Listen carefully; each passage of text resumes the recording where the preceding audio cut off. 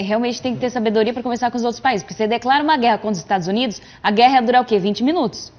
Né? Contra o fabricante de armas, eu acho que a gente ia ser massacrado. O Brasil tem hoje, ou pelo menos tinha, capacidade de segurar uma guerra intensa por 2 horas.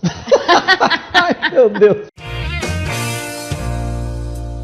Os nossos convidados já estão aqui comigo e eu quero, então, agradecer a presença aqui do João Carlos Borda, que é jornalista, e também o Jorge Sanches, advogado. Tudo bom? Tudo bem, Alex. Um grande abraço, uma honra, um prazer estar aqui com vocês no Fala Marral. Ô, Jorge, o prazer é meu. Tudo bom, João? Ô, Alex. O Alex é meu amigo há muito tempo, então Verdade. me sinto em casa. Seu pai é meu amigo, tenho um carinho muito grande por ele. É como estar numa família que eu já conheço há um bom tempo. Maravilha, João. O João, pra vocês verem como o mundo dá voltas, né? O João, eu lembro do João, eu encontrei o João em Barretos, você gravando lá pela IPTV, pela Globo. Inclusive você tá ainda na Rede Globo, né? Não, hoje você eu não estou tá mais? Não. O João, eu lembro do João gravando lá na IPTV com a gente. E eu lembro, cara, eu gravando balada, velho. Eu ia nos lugares para entrevistar cantor e zoar com o povo lá nas festas. O João mó sério, com mó credibilidade passando. E sempre foi, isso aí não é para fazer média contigo, tá? Sempre foi um dos jornalistas mais simpáticos que eu encontrei na rua. Porque a gente encontra, sim, muita gente. E o João sempre cumprimentou, sempre chamou pelo nome, encontramos em shopping. Toda vez que eu encontro com o João, Obrigado. o João, ele é simpático e humilde. Parabéns, tá, João? Obrigado. Inclusive, lembrando que o João, eu não tô, olha, vai parecer que eu estou fazendo média, eu estou falando porque é verdade, tá? O João, sempre participou do primeiro escalão aqui, né, da IPTV. As chamadas nacionais sempre foi ele. E um dos caras mais humildes que tinha lá. Parabéns, tá? Joia, obrigado.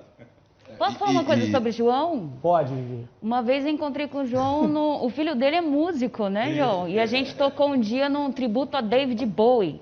A banda do filho dele tocou, depois gosto. a minha. Tem bom gosto. O filho, a Vivi, mais ou menos. E muito competente e respeitado, né? O João é um profissional absolutamente respeitado no meio, né? Sem dúvida, sem dúvida. O João tem uma história show de bola.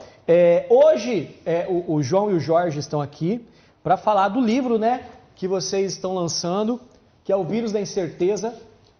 Tem uma câmera aqui mais fechada em mim. Isso, o Vírus da Incerteza. Os autores são vocês mesmo. Exatamente, exatamente. A ideia surgiu no começo da pandemia, né? A gente já tinha uma ideia de escrever um livro juntos o ano passado, mas era um livro voltado ao combate à corrupção. O João faz um trabalho muito forte nisso, jornalístico, de investigação, e eu faço um trabalho há muitos anos pela Marribo, e de busca da transparência, de luta por um país um pouco melhor. Só que o ano passado acabou que cada um cuidando da sua vida, a gente acabou não fazendo o livro. Mas esse ano, no começo da pandemia, a gente se falou e aí surgiu a ideia. E foi muito legal. Por quê? Porque a gente foi refletindo, tendo as ideias em tempo real, né, Alex? Então, assim, nós escrevemos um livro sobre a pandemia, com a pandemia acontecendo, né? Eu já vou explicar mais e falarmos um pouco de como foi esse processo, mas foi muito legal, porque logo na primeira semana, 16 de março, logo na primeira semana do isolamento, no sábado a gente se falou, na segunda-feira a gente já tinha ali um projeto, um boneco de como seria o livro, né? Que legal. Então, foi muito gratificante. E mais do que isso, ampliou e reforçou uma amizade que já existia, né? Então, muito feliz por esse projeto. Está tendo sucesso, está vendendo bastante. Mas mais do que isso, a gente tenta passar no livro um pouco da nossa opinião e como a gente viu tudo isso, né? Então, assim, a gente fala um pouco de tudo.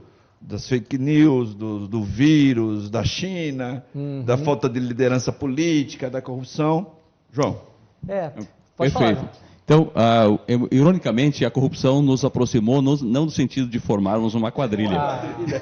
Ia dar bastante audiência se tivesse feito coisa errada e contasse aqui para nós. Aí. Por um tema comum. Ele pela Marribo, eu no meu curso como jornalista nessa área. Sim. Então, aos poucos, a gente foi descobrindo que havia uma convergência em relação aos nossos objetivos e o livro culminou com exatamente essa aliança que, felizmente, deu bons frutos, o livro hoje está sendo bem recebido, então nós ficamos muito felizes. E aproveitando o gancho no começo que vocês falavam sobre a questão da prisão em segunda instância e desse país, que na verdade é o contrário de tudo que a gente quer, né? Porque o Brasil é a bola que gira a foca, é o poste que faz xixi no cachorro, então a gente tem uma inversão A completa. sardinha que come a baleia, né?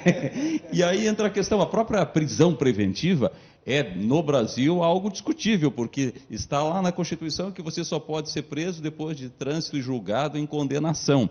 A prisão preventiva é uma antecipação, é um pré-julgamento, então entende-se que eu estou cometendo alguma ameaça e vão lá e me dão cana. Então são distorções, né? Os garantistas não gostam disso, mas aí, por outro lado, há quem diga que se você não tiver a prisão preventiva, você não tem a proteção do bem comum, você não tem a garantia da ordem pública. Então, são parentes que a gente vai, né? O Brasil, de fato, é aquele clichê, o Brasil não é para inexperiente. Não é para né? principiantes. É, exatamente.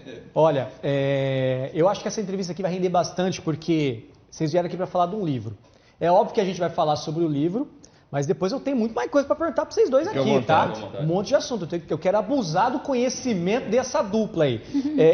A gente não foge de perguntas, não, de respostas. É lógico, você é advogado também, se eu fizer besteira, você me processa, né? Se alguém me processar, você me defende também. Opa, estamos aqui. Então tá bom. Doutor, você comentou que no começo da pandemia vocês decidiram escrever esse livro, mas vocês estavam com uma ideia de escrever outro livro antes. Seria referente eu sei que você participou muito da Sevandija, né? Você cobriu de perto a Sevandija. Teria alguma relação com isso também, esse outro livro ou não? Na verdade, nós tínhamos sim o projeto de fazermos um livro sobre corrupção, em que nós mostraríamos, e aproveitando também o leque em relação à Sevandija, que eu cobri do começo Sim. até as decisões aí condenatórias, éramos aprofundar esse tema da corrupção, coisa que já está voltando para um segundo debate nosso aqui. Livro, sim. O Brasil volta, né? Esses assuntos nunca, sempre está em... E o doutor Sanches acompanha, então aqui são 4 mãos aí que se unem porque ele tem o histórico prático de ter criado em Ribeirão Bonito a Amarribo, que teve um resultado fantástico, retumbou em todo o Brasil o que a Amarribo fez. E todos os debates que ocorreram nos últimos 20 anos sobre as leis, sobre lei da ficha limpa, lei de acesso à informação, eu estive muito presente, e a Amarribo esteve presente, que é uma ONG de uma pequena cidade que ajudou muito na fiscalização de contas públicas, né? Então, agora o livro também tem um capítulo sobre corrupção, fala um pouco sobre a questão da corrupção, fala do exemplo da Sevandija também. E nós já antecipávamos o que poderiam, esses casos que poderiam acontecer com os respiradores, ou seja, nós já imaginávamos que em plena pandemia, com a flexibilidade desses processos licitatórios, ia virar festa, e virou festa no Brasil. Estava muito mais fácil, né, conseguir roubar. A mão na grana. A partir do decreto de pandemia, né, que liberou as licitações, foi uma grande farra, infelizmente. É como se houvesse, quando existe, fugiu a palavra, quando dá uma enchente muito grande na cidade, calamidade, né? Calamidade. Existe isso, né? Decreto de calamidade, né? Porque quando o pessoal que está em casa, às vezes ouve muito essa expressão, o prefeito decretou calamidade pública. Isso significa que a prefeitura pode tomar algumas decisões rápidas, sem licitação, para poder resolver o problema. Exatamente. É uma das características. Exatamente. Então, foi o que aconteceu com a pandemia. Né?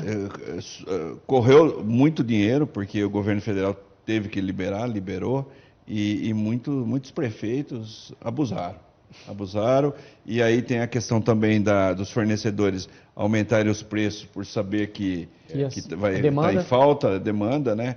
Então foi, infelizmente... E tem também o fato de que 10 milhões eram direcionados, né, para os testes e 7 milhões e meio foram para a mulher, para a ONG da Michele, né?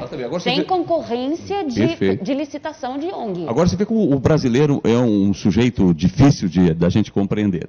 O brasileiro sempre levantou essa bandeira, eu sou contra a corrupção, eu não quero mais corrupção. Votaram nos candidatos do Centrão.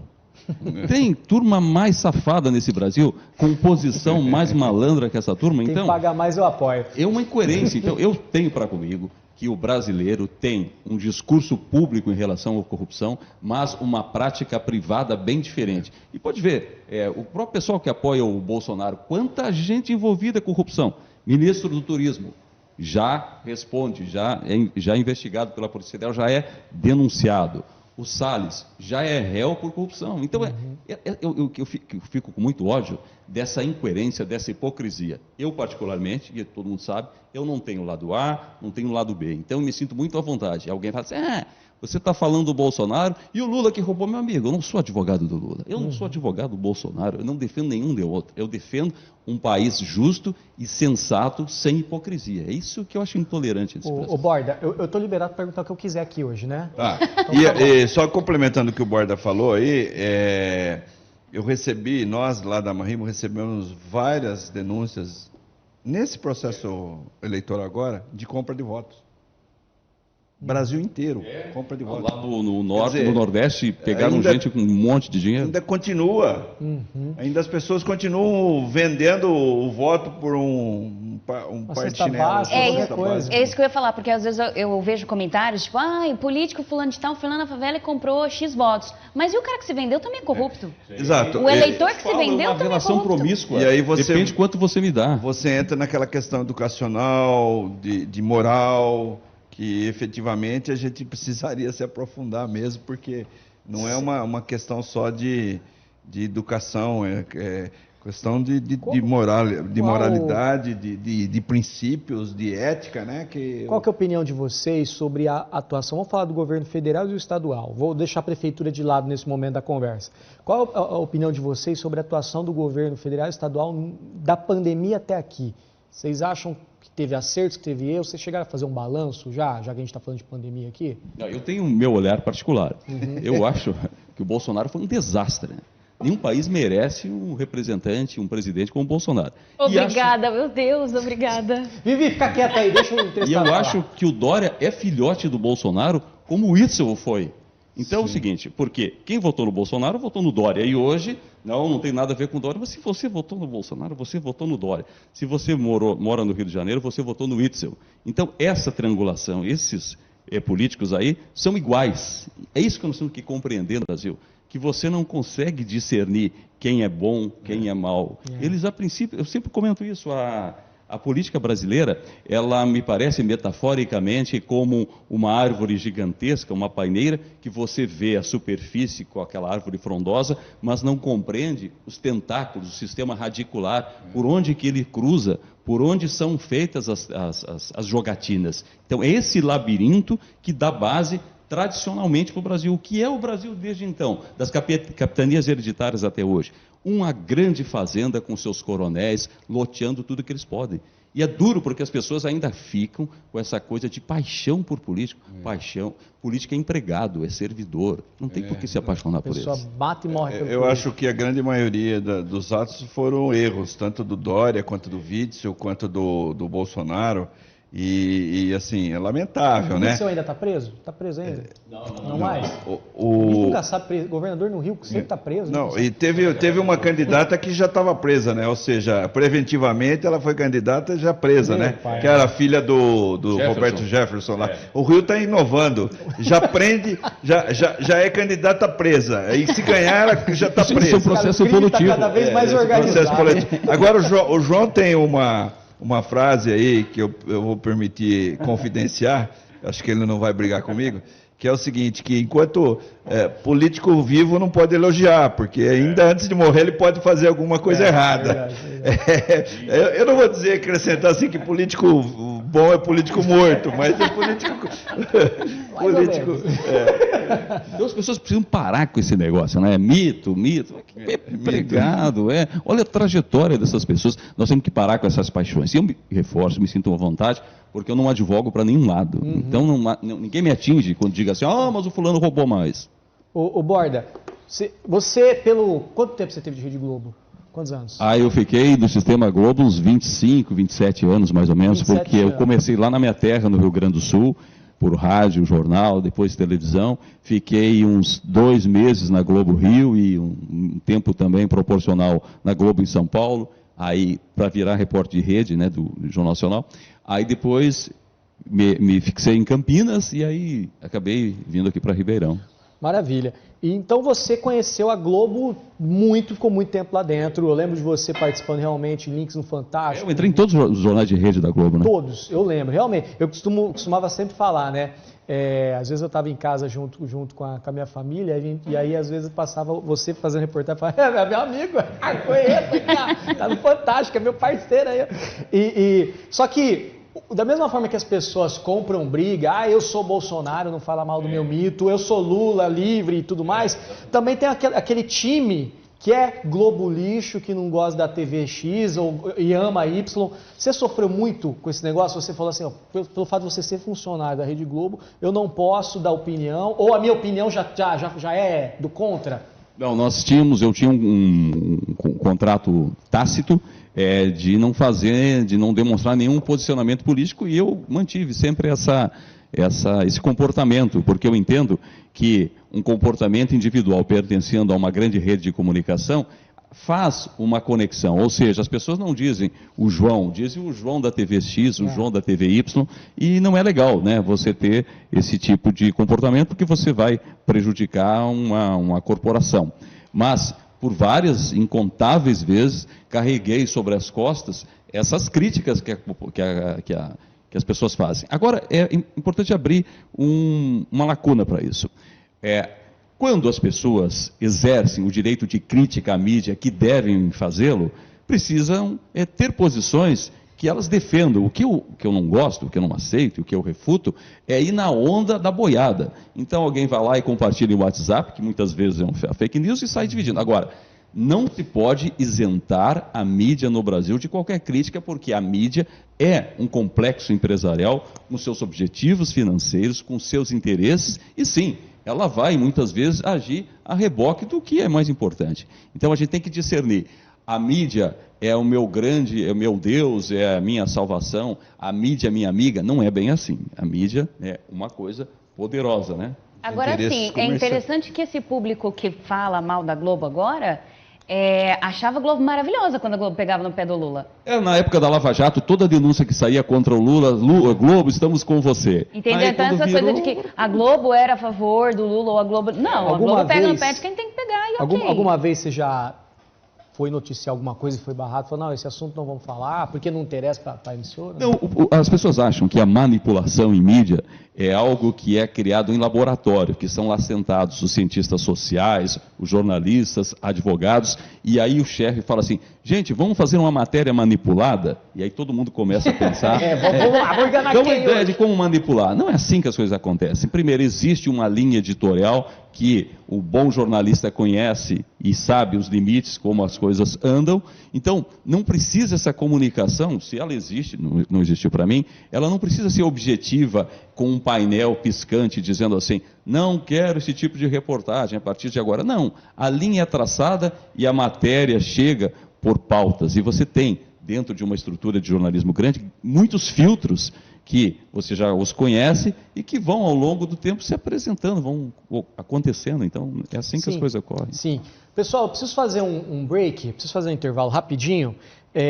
A gente ainda vai falar bastante sobre o vírus da incerteza, tá?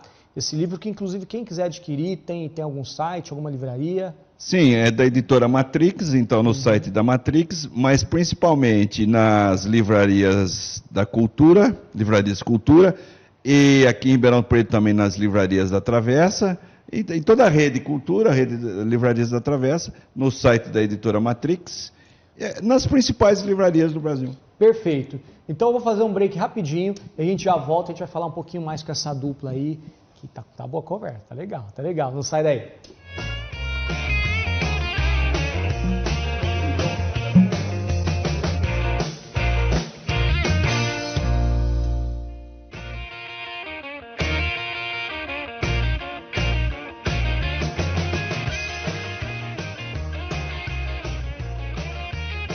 E estamos de volta com mais um Fala Marral aqui.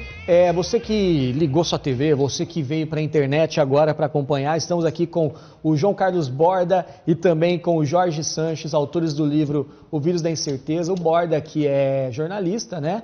Renomado jornalista, dispensa apresentações. E também o Jorge, que é um grande advogado, que são os autores deste livro. Inclusive, vamos falar sobre o livro. Antes de falar sobre o livro, Vivi Reis.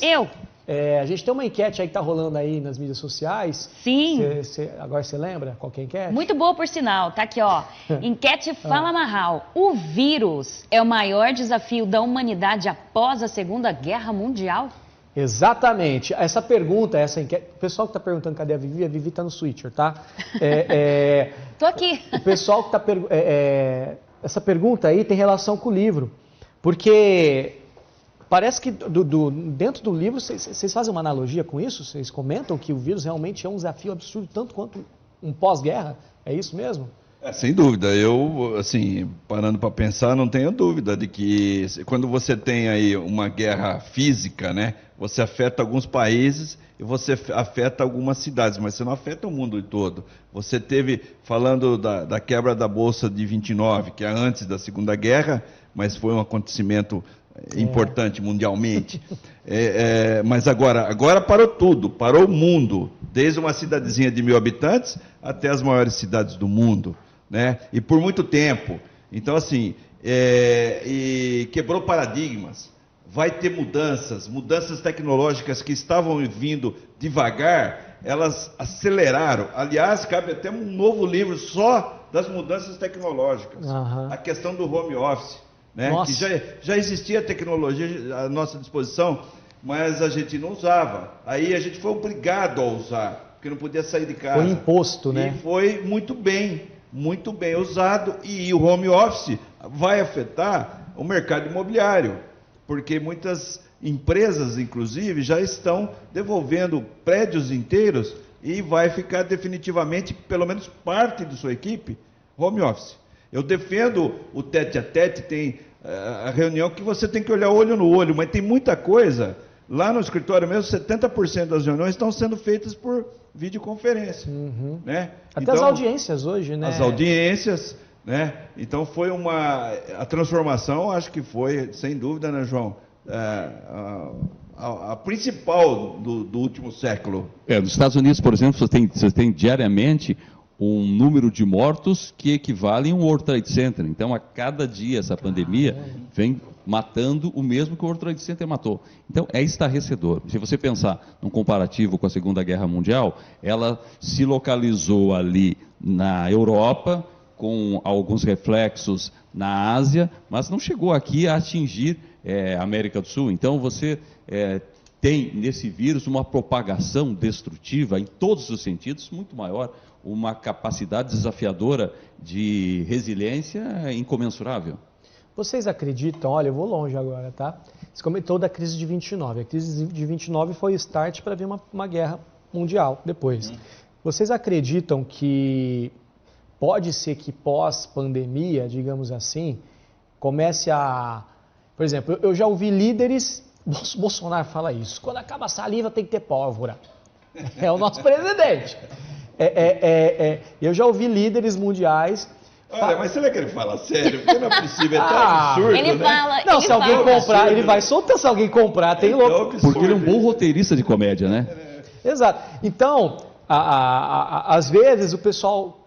Eu já ouvi pessoas falarem assim, ó, vamos falar sobre a vacina que tá para vir aqui no estado de São Paulo, que teoricamente deve ser a vacina chinesa, deve ser a Coronavac, que deve ser a que vai imunizar aí o pessoal daqui. Eu já garanto vocês que eu não vou ser o primeiro a tomar essa bodega nem a pau. Vou esperar uns 5 amigos meus. Se o braço não cair, eu tomo. Mas eu não estou querendo desincentivar você a tomar, tá bom? Cada um tem a sua decisão aí. A pergunta é, eu vi gente falando assim, a China quer vender essa vacina para o Brasil agora. Primeiro, eles não vou falar que é desenvolver a doença, porque aí também é muito acusar muito firme, não tenho essa certeza, mas a doença veio de lá, ponto. Se veio de laboratório, se veio por uma mutação genética, veio da China. E agora a China mesmo está desenvolvendo a vacina que vai vender para um monte de gente. Tem gente falando, o certo seria a China dar essa vacina para os outros, porque eles são os culpados aí. E tem gente louca que está falando isso mesmo, falando tem que dar essa vacina aí, azar deles, que quebra a economia chinesa, eles que são os culpados de tudo isso. Você acha que é possível que tenha líderes com cabeça, e eu já falo que eu acho que sim, tá? Tão loucas com essa linha de raciocínio a ponto de querer caçar uma briga com a China, com outros países e tudo mais. Por exemplo, o Trump seria um louco para poder fazer isso, inclusive.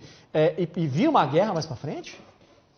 Tudo é possível, né? Se você tem um líder como se tem na Coreia do Norte, você tem um líder que você tem como na China, se você tem um líder no Brasil como o que temos, tudo é possível, mas eu não acredito. Agora, a questão da origem, né, João? Você pode falar até melhor dos mercados, das carnes vivas lá, dos animais vivos, que a gente aborda no livro? Na verdade é o seguinte, o vírus surgiu na China e hoje existem pelo menos 1 milhão de vírus com grande possibilidade de causar um impacto até maior que esse do coronavírus. Então, há uma teoria da conspiração de que a China poderia eventualmente ter produzido em laboratório. Não acredito. Acredito, porém, que ao ser detectado o vírus, fato que é real, porque um pesquisador alertou o governo chinês de que havia um vírus já descoberto com potencial de causar muitos estragos. Então, imagino que naquele momento, talvez, e aí eu me incluo um pouco nessa teoria conspiratória, o governo chinês deve ter visto no prolongamento do horizonte a possibilidade disso trazer algum benefício. E provavelmente fugiu do controle e chegou nessa dimensão que eu acredito que eles não tinham. Agora, nós vivemos num mundo globalizado e os efeitos são instantâneos e vêm com toda essa capacidade destrutiva que a gente está percebendo. O que eu acho que não é conveniente nesse momento, porque eu sou também um homem que prefere o caminho do diálogo e da paz, é você abrir guerra contra a China. Eu acho que essas ações insensatas, como o Eduardo Bananinha, por que um idiota daqueles vai provocar a China, que é a maior compradora do Brasil, 40% das exportações... Está falando do filho do Bolsonaro, né? É esse mesmo. 40% das exportações do agronegócio brasileiro vão para a China. Então, nós não podemos ter um mercado ideológico. Nós não podemos, assim como você não pode ir para a esquerda na hora de vender, nem para a direita, você tem que pensar, né, no futuro do teu país. Né? A responsabilidade é para com o Brasil. E a política é a arte de você costurar esses acordos. Não é de dizer e de jogar na cara, eu sou A e sou B e não compro de você. Aliás, esse agronegócio, posso só abrir um parênteses? Fala, a gente sabe que tem um pedágio que o Brasil paga para o navio que passa no Panamá, né? Existe um pedágio que a gente paga no Panamá que custa $1 milhão cada naviozinho nosso que sai levando nossa soja, nosso arroz, etc. E aí, o que aconteceu? A China ia abrir um negócio direto com a Dilma, fazer uma ferrovia que ia cortar o país inteiro, sair pelo Pacífico e levar para a China. Assim, a gente explica meio que o golpe, né? Imagina que os Estados Unidos ia deixar a China vir e fazer uma ferrovia. A ideologia esquerdista da Vivi Reis interferir numa entrevista, estava indo tão bem, mas tá bom. Fecha parênteses, não obrigado. Mas sem dúvida, a pesquisa, esse episódio mundial, eu acredito que é o mais importante dos últimos séculos, né? Sem dúvida. O vírus. Agora, o livro, Alex, também a gente coloca algumas reflexões e no decorrer da redação do livro, a gente teve algumas ideias de incluir alguns especialistas. Então, na primeira parte do livro, tem 17 capítulos que foram escritos por nós dois, no bate-bola. Outra coisa, tudo home office. Eu ia te perguntar isso. Que é contato presencial. Esperava o João vir da emissora, 9 da noite, fazia reunião toda noite. Apertava a pauta. Fazia tal. E aí, no decorrer do livro, a gente resolveu convidar alguns especialistas, como, por exemplo, o Dr. Luiz Alberto Etten, psiquiatra, a doutora Ana Maria Zampieri, psicóloga. E então foi um livro também que traz alguns temas da educação, por exemplo, ligados às consequências desse episódio. Então acabou sendo assim algo interdisciplinar, que foi quase que também uma reunião de amigos que cada um se propôs a escrever um texto técnico. O Dr. Pedro Schwartzman escreveu sobre o pós-pandemia. Por que está acontecendo? Muita gente deixou de cuidar das outras doenças durante a pandemia e teve um represamento e vai ter uma superlotação, sim, ali na frente. E outras pessoas morreram por descuido. Né? Então, Outra questão que a gente fala, muito importante, que cada um tem que refletir, é o subtítulo do livro, que você não leu ainda, mas você será melhor depois da pandemia? Você será melhor depois da pandemia? Sensacional. Boa pergunta. Interrogação, exclamação, ponto final ou não? Nada. Você tem que decidir. O que você vai fazer para ser melhor? Você vai continuar querendo trabalhar 17 horas por dia? Vai querer continuar acumulando bens e ficando longe da família? Foi sensacional para muitas famílias. Eu tive depoimentos de pessoas assim: Jorge, eu estou muito feliz porque eu trabalhava que nem louco e não convivia com a minha filha de 25 anos. Fiquei 6 meses convivendo com a minha filha. Olha que coisa maravilhosa. Sem contar quantas pessoas prosperaram mais, né? E teve outro lado, Sim. né? As famílias ficaram muito tempo juntas e teve famílias que brigaram, né? Então tem tudo isso. Aumentou o caso até de violência contra a mulher. Então, exatamente. Então, assim, são questões e reflexões da vida humana que a gente joga, né, João? É verdade. Teve gente que achou que a patroa tinha sido clonada. Eu encontrava a patroa no banheiro, no quarto, na cozinha, na sala.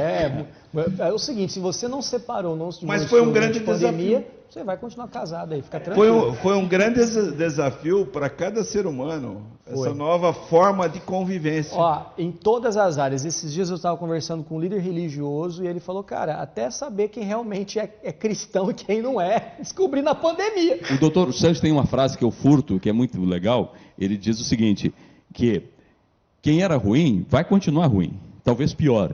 Quem era bom vai ser bom e talvez melhor. Então, você não muda a essência, né, doutor? Não, sem dúvida. E é isso aí. Eu acho que vai potencializar. Foi uma grande janela de oportunidades de aprendizado para a raça humana. Você tem toda a razão. Em todas as áreas, né? Em todas as áreas. Todas as áreas. Tem uma respostinha aqui, pode ler, da enquete? Não, eu quero... Vai, Vivi. Ó, o vírus é maior... Matildes interrompia tão menos. O vírus é o maior desafio da humanidade após a Segunda Guerra Mundial? Luciano Bravo, o grande DJ, respondeu aqui pra gente. Não, a desigualdade e a fome são piores do que o vírus. Mas eu acho que são consequências do vírus também, né? Eu gosto disso e, de qualquer forma, eu acho que a gente vai enfrentar uma situação. Por exemplo, qual o país mais desigual do mundo? Estados Unidos. Os Estados Unidos vão ter uma desigualdade aumentada. Por exemplo, a China. A China faz, a cada semana, 2 novos bilionários. Então, olha o distanciamento a tendência isso vai econômica criando é 2027. China comunista! A China é tudo menos comunista. É o que dizem os bolsominions. A China é o país mais capitalista que tem, a China. Os bolsominions que falam, meu amor. A China é comunista no sentido de leis, aí não poder fazer as coisas, mas financeiramente, economicamente. A China é socialista de mercado. Capitalista à beça. Mas economicamente a China deve passar os Estados Unidos aí nos próximos anos, né? Assim, na verdade, na prática, acho que já passou, né? Quem diga assim, É verdade. Mas sabe uma curiosidade que eu li esses dias, eu não sabia? A tendência também nos próximos anos é a Índia passar a China em número de habitantes. Do jeito que as coisas estão caminhando lá, rapaz, e é outro país que compra muito do Brasil. Exatamente. Então, ao encontro disso, vem aquilo que eu havia dito, que nós precisamos olharmos o desenho geopolítico do mundo e nos colocarmos dentro de uma situação de estratégia para negociar e não de burrice. Então não dá para você abrir guerra com determinados países porque a ala que protege ali o seu governo acha que não deve. Não, tem que pensar o Brasil em salvaguardar o agronegócio, que é a nossa base. Sim, né? Sem dúvida. A gente pode ter algumas críticas pontuais em relação ao modelo, mas é o que segura ali o cofrinho no fim do mês. Tanto que cresceu. A ideologia jamais pode atrapalhar o comércio exterior. Perfeito. Né? Nem para a esquerda, nem para a direita. Então, resumindo, o Brasil, independente de quem estiver governando essa bodega, a gente tem que saber conversar com todo mundo. Isso, exatamente. Né? Ou seja, tem que ser profissional. É mais ou menos o que eu passo aqui no programa. Não sei se vocês perceberam. Tem uma integrante aqui no programa que eu não gosto muito. Mas pelo bem do programa, eu até deixo ela vir. Porque tem uns doidos que gostam dela. Fazer o quê, né? Então, Alex? é isso. É isso, ó, o povo até põe risada. Acontece que eu fui a única que recebi cartinhas e presentes nesse programa em plena TV Táxi. Podia ter recebido o voto, né? No também. shake, você estava lá na Câmara e não tinha nem voltado para cá. Eu lamento de não ter votado em vocês, não ter meu título em Ribeirão, senão eu votava só para você ganhar, para você ficar lá na Câmara. Mas só puxando o gancho, realmente tem que ter sabedoria para conversar com os outros países, porque você declara uma guerra contra os Estados Unidos, a guerra ia durar o quê? 20 minutos. Né? Contra o fabricante de armas, eu acho que a gente ia ser massacrado. O Brasil tem hoje, ou pelo menos tinha, capacidade de segurar uma guerra intensa por 2 horas. Ai, meu Deus. E boa parte dos fuzis... Contra quem? O Paraguai? Boa parte dos fuzis brasileiros é torto. Por razão muito simples. O guarda, o soldado, quando ele fica de serviço, ele relaxa e deita em cima do fuzil. E esse cano do fuzil brasileiro é torto. Tá é tão sério? surreal pensando numa guerra entre Brasil e Estados Unidos. Dizem que a sentido. FAB é uma das melhores que tem, né? Não, a gente, ironia à parte, nós temos assim um exército um batalhão de selva que é o melhor do mundo. Nisso o Brasil é fantástico, né? A Marinha brasileira tem tecnologia para desenvolver e desenvolve submarinos muito legal. Então, então nós temos agora, a gente tem também um efetivo muito grande aposentado e um efetivo reduzido na ativa. Então hoje se gasta muito com esse efetivo, né? O aposentado. Então, é impensável, é insensato, é uma coisa absurda você pensar numa ação beligerante em guerra no Brasil. Bobagem, não. O Brasil nós já briga entre nós, né? Quem vai brigar com os outros, né? Né, doutor? A gente já se atrapalha. A gente já briga entre nós. Deixa nós aqui, entre nós. Olha, o pessoal da produção me mandou aqui fazer umas perguntas aqui. Eu não posso encerrar essa entrevista sem fazer umas perguntas. Ô, Borda, e é especificamente para você, tá? Doutor, o senhor me dê licença, inclusive. Eu só vou fazer uma... É uma honra passar a vez para o Borda. Porque claro, só o Borda pode responder essas perguntas, tá bom? Nada pessoal com o senhor. Imagina. Tá?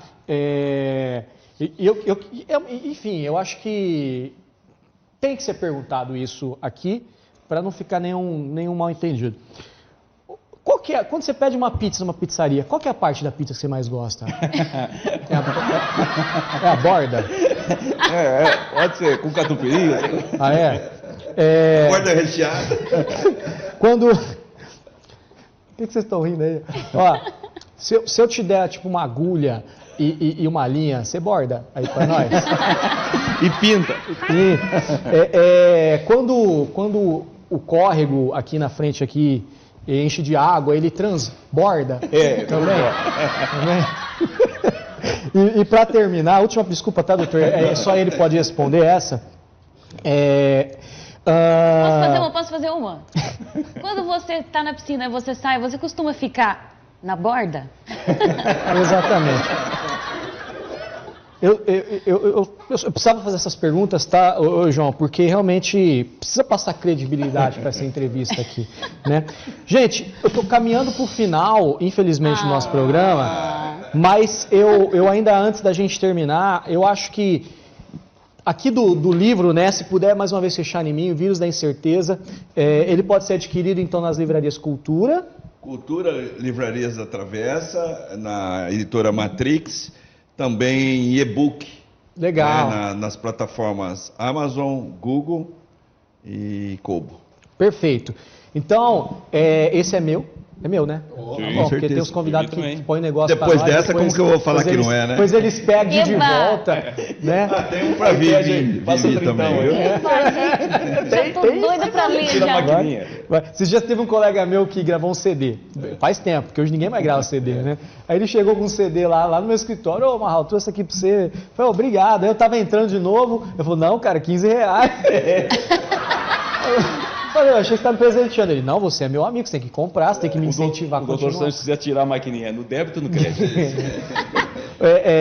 A gente tem poucos minutos para encerrar, mas eu queria deixar, vamos falar assim, as considerações finais de vocês aí, porque que vale a pena ler o livro O Vírus da Incerteza. Tinha muito assunto que eu queria falar, por exemplo, eu acho que a gente não falou aqui hoje sobre também a parte emocional, a gente só citou, mas realmente eu acredito que emocionalmente isso influenciou demais muita gente, né, em vários outros assuntos. Vamos fazer a parte 2 com ele. Vamos combinar. Pode combinar. Doutor, fica à vontade, João, se vocês quiserem comentar mais alguma coisa. É um livro de leitura... Tem álcool aí? Não é vírus, não. É um livro de leitura rápida, 150 páginas, que a cada momento a gente traz reflexões É um livro tranquilo, gostoso, não é aquela história de ficar contando mortos, nada disso. Né? É um livro que faz com que as pessoas pensem, por isso que eu acho que vale a pena as pessoas adquirirem. A gente tem muita satisfação de passar o livro para as pessoas, porque de coração, ele é um livro reflexivo. Que legal. Perfeito. Marral, muito obrigado por abrir o espaço para a gente. Nós enrolamos porque realmente nós não tínhamos tempo, mas não veja nisso... faz 3 meses já que eu estou chamando os dois aí. Mas não veja nisso nenhuma marra, tal. É que não dava mesmo, mas nós queríamos conversar contigo, obrigado. E o livro, como o Dr. Jorge falou, é uma forma de refletirmos sobre o que nos espera, mais do que ficarmos no passado tentando encontrar algumas respostas que não vamos achar. É verdade. Então, o vírus da incerteza... Dá um close aqui em mim, aqui, só para eu fazer um merchan. Vou fazer um merchanzinho bom para vocês, quer ver? Fecha aqui em mim, fecha aqui no pai. Ô, Delei, vamos trabalhar, Delei. Ó, o vírus da incerteza. Obrigado. Você vai ficar com essa... Eu não posso falar o que está passando na minha cabeça em respeito aos nossos telespectadores, tá? E também porque eu não quero ser processado. O vírus da incerteza, então, por João Carlos Borda e Jorge Sanches. Você será melhor depois da pandemia.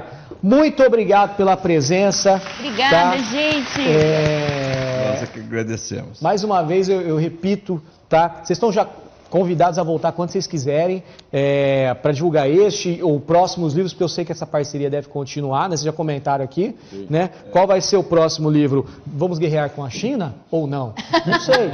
Tomara que não, porque lá não falta soldado, né? Diga-se de passagem. Né? Já imaginou se os chineses resolvem seguir os muçulmanos e virar homem-bomba? Eles explodem o mundo em 2 minutos. Exato. Né? Enfim, se você é chinês, seja meu amigo, tamo junto. E muito obrigado aos nossos parceiros que apoiam sempre o nosso programa. Tá citando aqui alguns nomes, né? Eu quero agradecer, mandar um beijo pro pessoal das Óticas Diniz. Hoje eu tô até com a cruzinha vermelha, pus agora aqui no final. Um beijo para Cris, para Dona Adelaide, para todo o pessoal das Óticas Diniz de Ribeirão e Sertãozinho. Um beijão também para o pessoal das Saltos e Gravatas. Um salve também lá para o Nério e para toda a equipe dele lá, tá bom? Gente, semana que vem a gente está de volta, se Deus assim nos permitir, se a China não nos explodir, se o Bolsonaro não caçar guerra com ninguém, se o Chaim deixar. Se o STF não me processar, e seu Chaim, saúde pro senhor. Beijo, Chaim. Ó, que Deus te dê muita saúde, seu Chaim. Tamo junto. Tchau, gente! E aí, gostou do vídeo? Ó, não se esqueça de se inscrever no nosso canal para acompanhar os próximos vídeos. Também dê o seu like e deixe o seu comentário, isso é muito importante pra gente, tá bom? Ó, tem vídeo novo no canal, se você perdeu o nosso vídeo anterior, é só clicar aí no vídeo que você tá vendo na tua tela. Até mais!